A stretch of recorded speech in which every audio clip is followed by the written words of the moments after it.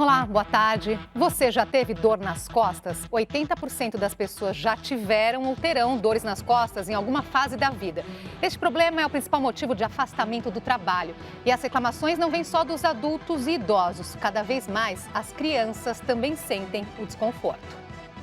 A pequena Mariana adora assistir desenho no tablet, por isso a mãe Acácia toma alguns cuidados com a postura da filha. Ela sempre assiste com o tablet apoiado na mesa. A gente nunca deixa ela ficar com o tablet ou celular na mão, por causa da postura da cabecinha dela. Eu sempre tive dor nas costas quando eu era criança. Então eu sempre tive essa preocupação com a minha filha de tomar cuidado para ela não sofrer com isso também. Estudos realizados em diversos países nos últimos anos mostraram que até 70% das crianças e adolescentes já se queixaram pelo menos um dia de dor nas costas. E a principal causa é postural. Para evitar as dores e os desvios de postura, os pais devem limitar o tempo das crianças nos aparelhos eletrônicos e sempre ficar atentos à forma como eles sentam. O correto é manter as costas e o pescoço retos. Já a mochila deve ter no máximo 10% do peso corporal da criança e estar bem ajustada com alças largas e repartições internas para dividir o peso. E a recomendação mais importante: os pequenos devem se mexer. A criança, de uma forma geral, ou adolescente, ele deve ser estimulado a praticar algum tipo de atividade física, de uma forma regular e contínua. Tá? Isso vai, sem dúvida nenhuma, trazer benefícios para a parte física, mas também para a parte psíquica e social do indivíduo. E para falar sobre as dores nas costas, recebemos o ortopedista e cirurgião João Paulo Bergamacho, especializado em coluna da Clínica Kennedy, e a fisioterapeuta Gabriela Cordeiro. Participe aqui da nossa conversa, mande suas perguntas e comentários pelo Facebook e também pelo Twitter. Os endereços aparecem aí na sua tela. Obrigada pela presença aqui hoje com a gente. Obrigado pelo convite. Nós vimos aí esses números, né? 80% das pessoas ou já tiveram ou terão futuramente alguma dor nas costas.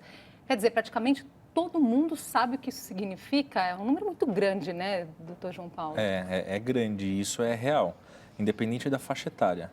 Obviamente, aqueles indivíduos com uma idade um pouco maior, talvez eles tenham alguns problemas mais específicos da idade e podem ter uma incidência de dor nas costas até um pouco maior. Mas o que a gente observa, até as crianças, até os adolescentes têm essa porcentagem altíssima de problemas na coluna. Gabriela. Hoje em dia, como falou na reportagem, o uso dos tablets, a mochila pesada, são todos causadores, uma postura na escola, são todos causadores de dores nas costas, de incidência de dores nas costas. Inclusive, eu acho também a prática de esportes também indiscriminada e sem orientação alguma. É outro fator. O exagero também, exagero, sem orientação. Sem orientação alguma. Hoje em dia a gente vê essas academias que são de baixo custo e que não têm orientação e que o pessoal vai e faz o que quer, assim, e como acha que é certo e se machuca. Na academia do prédio, né, hoje que tem, as pessoas utilizam até, é um conforto, né, uma tranquilidade para poder ter acesso mais ao exercício físico e acabam abusando e fazendo de forma errada também. Sim, lesões mil. Eu já vi coisas horrorosas em academia. Agora, há atividades no nosso dia a dia também que nós fazemos sem nos darmos conta e que também podem desencadear algum tipo de dor? A postura, principalmente, uma postura inadequada durante o dia a dia, isso pode influenciar sem dúvida. E as pessoas, às vezes, elas confundem, não, porque eu faço uma caminhada 10 minutos, 30 minutos, durante a hora do trabalho, então eu não preciso fazer atividade física. Não. Senão o carteiro, por exemplo, não ia ter problema nenhum na coluna. Então a gente precisa ter um tempo específico para fazer alguma atividade física específica. E aí, a partir desse tempo, a gente consegue contar aí realmente um tempo dedicado à sua saúde de uma forma... E até com um sapato adequado, né, calçado adequado. Por exemplo, o carteiro, como você citou, ele usa a bolsa normalmente de um lado só. Então, é um fator que também causa um desvio, causa uma compensação. Agora, vocês já citaram algumas vezes a postura. O que é a postura adequada? A postura adequada é a coluna completamente alinhada dentro do seu eixo de equilíbrio, né? É essa postura adequada. E quando a gente está numa posição sentada, principalmente, que muitas pessoas passam aí 8, 10 horas né? Numa posição só, sentado, a gente precisa ter uma cadeira adequada, uma cadeira confortável, a altura da mesa adequada, o computador, o mouse, que isso muitas vezes influencia também, que pode não dar nenhum problema na coluna, mas pode desencadear algum tipo de tendinite, por movimento repetitivo, principalmente. Então, isso tudo precisa ser olhado durante aí a jornada de trabalho. Quais são que é a ergonomia, os erros mais comuns cometidos pelas pessoas quando falamos da postura, Gabriela? Acho que isso que o doutor citou agora, do computador, da tela do computador, a gente vê muito completamente errado a altura do computador e as cadeiras. Então, a pessoa completamente sentada sobre o sacro e com a cabeça para baixo, ou então jogada, né, de qualquer jeito, não tendo apoio para o mouse, para o teclado. Isso são todos os causadores de má postura e que isso vicia. E a falta de fortalecimento. Eu acho também que as pessoas não conseguem, às vezes, se manter numa postura adequada porque não tem força, mesmo muscular, para se manter nessa postura. Agora, doutor João Paulo, a dor nas costas, né, é o motivo aí principal de afastamento do trabalho, quer dizer, impossibilita mesmo a pessoa de fazer as suas atividades. Muito, independente da atividade. Tá? A gente observa que mesmo aqueles indivíduos que permanecem mais tempo em pé, ou mesmo esses indivíduos que ficam maior tempo da jornada de trabalho sentado, vai ter dor nas costas em algum momento se exagerar e não tiver a musculatura bem condicionada. Tá? Que é o grande problema do sedentarismo, né? Então, isso acomete, hoje em dia, no Brasil, praticamente 2/3 da população adulta, vamos dizer assim. Então, e o que se sabe é que um indivíduo, quando é criança ou adolescente sedentário, a chance dele se tornar um adulto sedentário é muito maior. Então, existe todo um trabalho que deve ser feito desde a fase da infância para que esse indivíduo não desenvolva nenhum hábito inadequado que pode prejudicar a saúde da coluna ou de alguma outra estrutura ósseo-muscular. A gente está com um probleminha aqui na internet, que tem pergunta chegando, não estou conseguindo ver se a produção conseguir passar alguma coisa aqui para mim. Agora, uma outra questão. Como é que a gente pode diferenciar uma dor, assim, uma dorzinha e um real problema que pode aí ir só piorando, né? E trazer para nós, assim, um problema ainda maior? Tá, tem alguns sinais de alerta que a gente consegue identificar e suspeitar de alguma coisa um pouco mais grave. Quando a dor ela é persistente, isso pode ser um sinal de alguma coisa que precisa ser investigada ou necessita de algum tratamento específico. E o que é uma dor persistente? Isso varia um pouquinho. Geralmente, quando a gente fala que essa dor persiste pelo menos aí 3 semanas, isso é uma dor persistente. Às vezes, da intensidade da dor, o indivíduo permanecer com uma dor intensa 3 semanas é muito. Então, às vezes, uma dor intensa também é um sinal de alerta. Então, aquela dor que quando a gente classifica a dor, dá nota para a dor de 0 a 10, é uma dor 8, 9 ou 10, já é um sinal de alerta que tem alguma coisa errada. Então, esse é um outro sinal de alerta. Outros sintomas, outros sinais, como febre ou trauma de alta energia, podem denotar alguma coisa um pouco mais grave também que necessita ser investigado. Muitas vezes a pessoa vai protelando, né, Gabriela? É uma dorzinha hoje, amanhã não tem e vai deixando para depois. Exatamente isso. Quais as consequências disso, de deixando para depois a procura de um especialista, né? Porque uma coisa que é aguda se torna crônica, né? Então, assim, o tratamento depois é muito mais demorado, muito mais complicado. E as pessoas não se dão conta disso. Dor irradiada também, eu acho que é um sintoma de dor persistente, irradiada. É um sinal de alerta para a pessoa ir buscar um médico, buscar um ortopedista ou neurologista, dependendo do caso. O que significa isso, essa dor irradiada? É uma dor que começa, de repente, num ponto e ela irradia para os membros, ou braços, ou pernas. É a famosa dor do ciático. Essa que é chamada dor do ciático, que é muito comum, né? Muito comum. Que geralmente é algum processo inflamatório ou algum pinçamento que ocorre em alguma raiz ou nervo da coluna lombar e irradia para a perna. Então, essa é a famosa dor do ciático. Agora, não à toa, né, essa dupla ortopedista, fisioterapeuta, o fisioterapeuta tem um papel importante aí. Qual é? Bom, nosso papel é tratar, né? O diagnóstico vem do médico, os exames são todos pedidos pelo médico, a maioria, e a nossa função é tratar o sintoma, a analgesia, fazer diminuir essa dor e depois entrar com fortalecimento muscular quando possível, né? Porque tem muitas vezes que as pessoas, como elas dizem, travam a coluna, e aí não é possível, nesse momento, entrar com exercício e alongamento.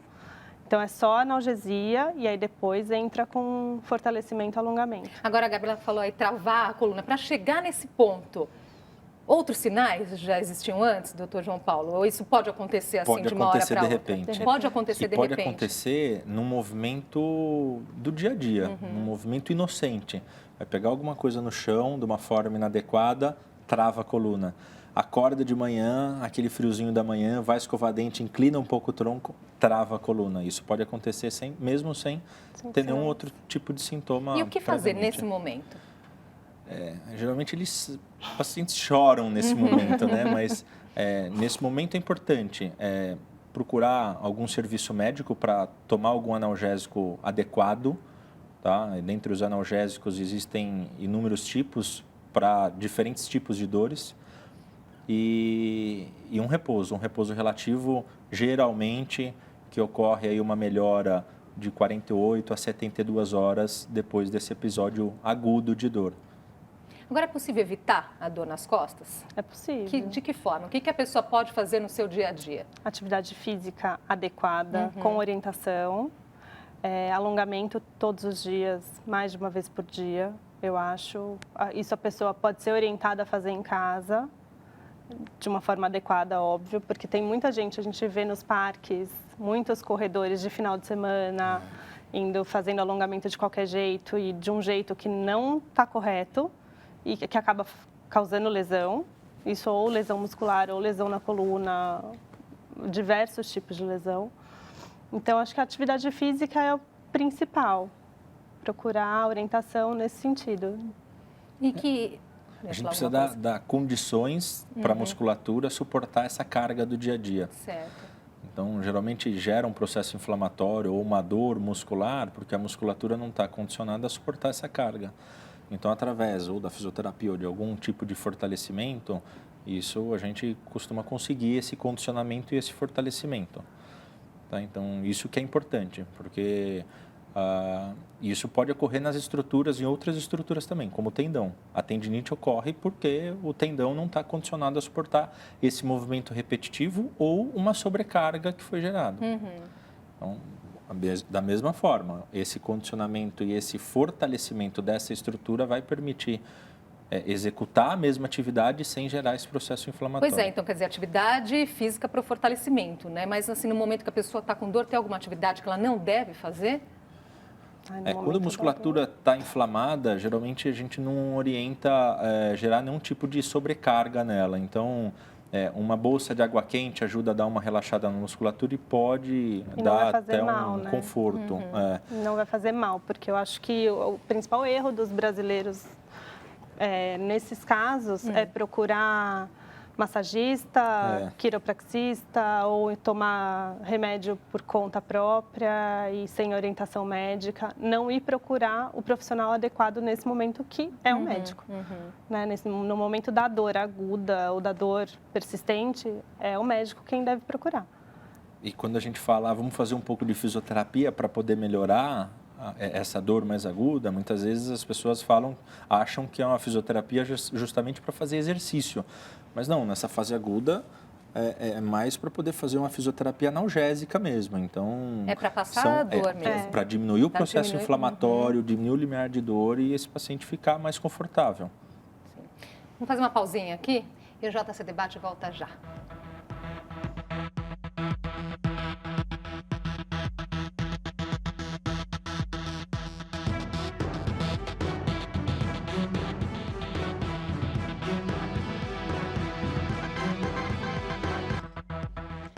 Já estamos de volta com o JC Debate. Hoje conversamos sobre as dores nas costas com a gente, o ortopedista e cirurgião João Paulo Bergamaschi e a fisioterapeuta Gabriela Cordeiro. Vamos aqui responder algumas perguntas, né? O José Oliveira, ele conta que ele anda bem, numa boa, no plano, mas na subida aí ele começa a ter dores, aí ele sente, né, que vai irradiando para a perna, como vocês tinham falado no bloco anterior. O que poderia fazer para melhorar? Ele pergunta. Primeiro precisa identificar se existe alguma patologia que esteja causando isso. Se realmente for algo inflamatório ou simplesmente uma dor muscular, uma simples atividade física regular e contínua, muito provavelmente vai resolver o problema dele. Tem um diagnóstico correto, né? Necessita de um diagnóstico correto aí para poder fazer a coisa correta também. É difícil chegar a um diagnóstico nesses casos? Na maioria das vezes, não. Na maioria das vezes, realmente é o sedentarismo que acaba agravando a condição muscular em algum grupo específico da musculatura que gera esse processo inflamatório ou a dor. Mas, em alguns casos... Sedentarismo de novo, né? Quantas doenças poderiam ser evitadas, né? Nós conversamos um pouquinho no bloco anterior sobre as crianças. Crianças também têm dores nas costas, né? Então, aqui os pais devem estar atentos. Peso da mochila. Posicionamento... Peso da mochila. O que é uma mochila pesada? É acima de... Dependendo do tamanho da criança, né? E da idade dela. Isso depende muito. Eu acho que o ideal é a mochila de rodinha. Ponto. É a malinha de rodinha que eles levam, carregam e não precisam colocar diretamente nas costas. Porque hoje em dia os livros são muito pesados. Então tem escolas que tem várias apostilas e a criança tem que levar quase todos os dias. Então, mas depende muito do tamanho da criança, então não dá para falar um peso específico, porque depende da idade e do tamanho. E esse problema de peso dos livros especificamente, isso já foi debatido bastante, até com algumas entidades escolares, tudo, na possibilidade de disponibilizar um armário para as crianças na escola, na própria escola. Só que em contrapartida vem aquela questão de não conseguir fazer as atividades, as tarefas escolares em casa, porque o livro está no armário dentro da escola. Então, isso a gente ainda não conseguiu achar um meio termo que seja saudável para ambas as partes. Tá? É um problema hereditário, doutor João Paulo? Problema o quê? Hereditário?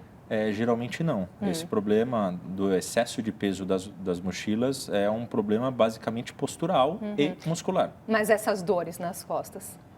Algumas situações pode ter algum componente genético associado, tá? Mas geralmente é um componente mecânico que é mais comum observado. Agora, a gente ouve muito também, cuidado com o tipo de calçado, né? Até salto alto pode dar problema. Isso de fato pode acontecer? Salto alto, muito. Principalmente salto agulha, salto fino. O recomendado, que o doutor me corrige, se eu estiver errada, é um saltinho de 3 centímetros, saltinho largo. Aí sim, esses flats também que eu estou usando é ruim, também não é o ideal. A sapatilha, né? A sapatilha que é reta. Flat, sapatilhas, rasteirinha, esses são mais retos, também não são ideais. Porque tem que acompanhar um pouco a curvatura do pé, né? Que é respeitando a nossa anatomia. E como chegar a um equilíbrio aí, né? Que para dizer isso para as mulheres difícil, que gostam de usar salto alto, é difícil, né? Mas o problema maior é o uso excessivo, né? Então, eventualmente, uma mulher que quer usar um sapato alto para ir numa festa, alguma coisa um pouco mais diferenciada, não tem problema nenhum, desde que a musculatura permita. Vai ter um pouco de dor se a musculatura não estiver bem condicionada para poder suportar essa carga de novo, tá? Mas o uso contínuo, o uso diário do salto, ele pode trazer alguns malefícios. Desde da próprio formato do sapato, que pode proporcionar até algum tipo de desvio nos dedos, o joanete, tá? Ou problemas traumáticos. Então, um salto muito alto predispõe a entorses no tornozelo e no pé. Então, a gente observa bastante um índice relativamente grande de pessoas que usam salto e nas calçadas das grandes cidades, que muitas vezes elas são esburacadas, elas não são regulares, acaba tendo algum tipo de acidente. Sim. Olha, e você tem dor nas costas? O que faz para melhorar? As nossas equipes da TV O Povo do Ceará e TVE do Rio Grande do Sul foram às ruas saber. Sinto dor nas costas de vez em quando. Acredito que é a coluna, né? É muito ruim você conviver com a dor, até na hora de deitar, de dormir. Geralmente, na hora que a gente está no treino, a gente não sente, porque está todo aquela emoção no aquecimento, o corpo está quente. Mas quando chega em casa, né, você toma banho, relaxa e dá aquela fisgada. Mas é uma coisa de leve. Esse dia a dia da gente é muito corrido. Aí a coluna, a gente força muito o dia a dia, serviço de casa, o dia a dia da gente, né? Nenhum medicamento. Só tento relaxar com um colchão um pouco melhor, entendeu? A gente sabe mesmo que a verdade, o que a gente tem que fazer é procurar um médico. Medicação. Exercício pouco, tempo é curto. Pois é, né? Agora, o moço ali, né, tem várias coisas que dá para discutir que foi colocado pelas pessoas, mas o moço citou ali o colchão, né?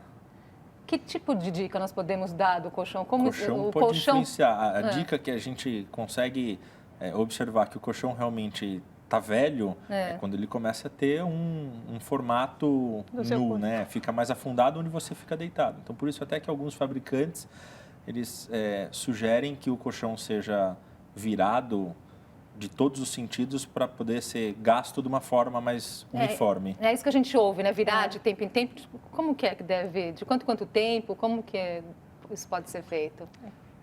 Isso depende muito da marca do colchão. Então, o preconizado é que pelo menos a cada 3, 4, 5 meses ele seja virado. Tá. E existe um colchão ideal, doutor João Paulo, que tem, né, o colchão de mola, de espuma, ortopédico, tem vários nomes, né, vários jeitos aí no mercado. Né? A fiscalização hoje em dia ela é muito grande. Então, tanto os de molas quanto os de espuma, eles são adequados para a coluna de uma forma geral. Tá? O que vai variar é a preferência do indivíduo. Então, tem desde aqueles colchões que são um pouco mais moles até aqueles que são realmente um pouco mais duros, tá? E felizmente, tá, a fiscalização da qualidade dos colchões hoje em dia, tá, ela é bastante intensa. Então, é difícil a gente ter um problema realmente de qualidade do colchão. É mais problema de o colchão estar um pouco mais velho do que de uma má qualidade. Mas entre esses, assim, ortopédico, mola tal, aí depende de pessoa para pessoa, depende de preferência. Eu, particularmente, eu não gosto nem tanto, nem muito duro, nem muito termo, nem molengão, assim. Então, eu prefiro o meio termo. Mas, hoje em dia, também tem uma equipe muito grande para desenvolvimento, né, dos colchões. Então, tem engenheiro, médico, fisioterapeuta, todos envolvidos no desenvolvimento desses colchões. E cada vez mais vai aumentando o número de tipos, né? Então, tem de pena de pavão, espuma da NASA, O consumidor fica mais confuso, né, com tantas opções, muitas vezes, né? Aproveitar esses minutinhos finais para falar um pouco mais de tratamento, então. Hoje temos mais opções também? Hoje temos, né? Hoje nós temos o Pilates disponível, que eu acho que é um super tratamento preventivo para as lesões. Tem RPG, tem iso-stretching, tem muitas técnicas envolvidas para tratamento e fortalecimento muscular e alongamento, porque nós ficamos a maior parte do nosso tempo sentados. Então, nossa musculatura é muito encurtada. Então, o alongamento também é um exercício que é para ser feito diariamente. E acho que hoje em dia está muito desenvolvido todo tipo de tratamento fisioterápico. A gente ouve muito do Pilates também. O Pilates é bom para a coluna. O Pilates é ótimo para a coluna. É um dos melhores tratamentos, eu acho. Acho que o mais difícil é convencer o indivíduo que ele precisa fazer. Então, isso é o mais difícil, porque muitas vezes ele não tem tempo, ele se ocupa com alguma outra atividade e na hora de cuidar da saúde acaba, principalmente os homens, na hora de cuidar da saúde acaba deixando um pouco de lado. Então, hoje em dia tem milhares de opções. A gente precisa começar. Então, começou, a chance de a gente conseguir fazer um tratamento realmente aí a médio e longo prazo é maior. Agora, se não começar... Pois é, milhares de opções, né, tantos tratamentos disponíveis para evitar que se chegue ao caso de cirurgia, não é, doutor João Paulo? Nesse universo grande aí, quantos são os casos cirúrgicos? É a grande minoria. Minoria. A grande maioria, vamos dizer, mais de 95% dos casos acaba resolvendo com algum tipo de tratamento de reabilitação. Aí, dentre as opções, a própria fisioterapia, o RPG, o pilates, o funcional... Mas a alguma displicência da pessoa de deixando para lá pode levar, pode piorando a situação. Agravar, sem dúvida Quer dizer, nenhuma. poderia evitar uma cirurgia. Com certeza, com certeza. Vamos deixar um recadinho final nesse sentido, então, para as pessoas aí que estão nos assistindo, que têm dores nas costas, né? Para evitar que se chegue à cirurgia, né? Gabriela. Bom, eu acho que primeiro começou a dor, médico ou pronto-socorro, ou procurar um serviço médico de pronto atendimento, de consultório, e a partir desse momento o médico indica o que fazer, porque a partir do diagnóstico que a gente vai saber o que fazer e como fazer. E quando procurar um profissional, um fisioterapeuta ou um outro, levar todos os exames para a gente saber o que realmente existe, para direcionar o tratamento da melhor forma possível. Para a gente saber que não pode pegar peso ou que pode direcionar da melhor forma. Doutor João Paulo. O grande vilão ainda dos últimos 50 anos ainda é o sedentarismo. Então, acho que a mensagem final aí deveria ser para a gente tentar combatê-lo da melhor forma possível. Sem dúvida nenhuma, a gente combatendo o sedentarismo, nós vamos evitar uma série de problemas, não só musculares, mas pressão alta, diabetes, outros problemas que acometem aí uma grande parcela da população. Então, a minha mensagem é para a gente começar a fazer algum tipo de atividade física, né? E de uma forma assim, regular, de preferência. Agradeço muito a presença de vocês aqui hoje. Obrigada por essas informações e até uma próxima. Obrigada, Andrés. E o JC Debate fica por aqui. Uma ótima tarde para você. Obrigada pela companhia.